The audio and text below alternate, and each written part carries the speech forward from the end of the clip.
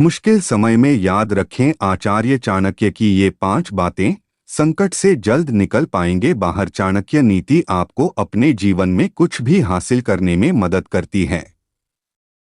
यदि आप चाणक्य नीति को पूरी तरह से पढ़ते हैं और उसका अनुसरण करते हैं तो कोई भी आपको सफल होने से रोक नहीं सकता। आचार्य चाणक्य चंद्रगुप्त मौर्य के गुरु थे। उन्हें महान ज्ञानी और विद्वान कहा जाता है। आचार्य चाणक्य ने एक नीति शास्त्र की रचना की है जो चाणक्य नीति के नाम से जानी जाती है। चाणक्य नीति आपको अपने जीवन में कुछ भी हासिल करने में मदद करती है। यदि आप चाणक्य नीति को पूरी तरह से पढ़ते हैं और उसका अनुसरण करते हैं तो कोई भी आपको सफल होने से रोक नहीं सकता। साथ ही आप कभी भी किसी धोखे का शिकार नहीं होंगे और जीवन में हमेशा सफलता पाएंगे। आचार्य चाणक्य ने अपनी नीति शास्त्र में ऐसी कई बातें बताई हैं जो व्यक्ति का सही मार्गदर्शन करती हैं। चाणक्य नीति में बताया गया है कि व्यक्ति को संकट के समय 5 बातों का हमेशा ध्यान रखना चाहिए। ये 5 बातें इस प्रकार हैं। चाणक्य नीति के अनुसार मुसीबत के समय व्यक्ति को सावधानी बरतनी चाहिए क्योंकि संकट काल में व्यक्ति के पास सीमित अवसर होते हैं और चुनौतियां बड़ी होती हैं।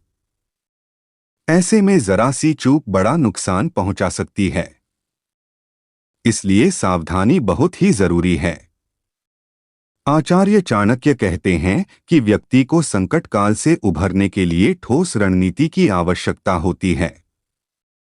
व्यक्ति जब संकट के समय में उससे भरने की रणनीति बना लेता है तो वह उस नीति के मुताबिक चरणबद्ध तरीके से कार्य करता है और अंत में विजय पाता है। वहीं जिन लोगों के पास आपातकालीन स्थिति में कोई रणनीति नहीं होती है उन्हें हानि उठानी पड़ती है। इसलिए संकट काल में सावधानी जरूर बरतें।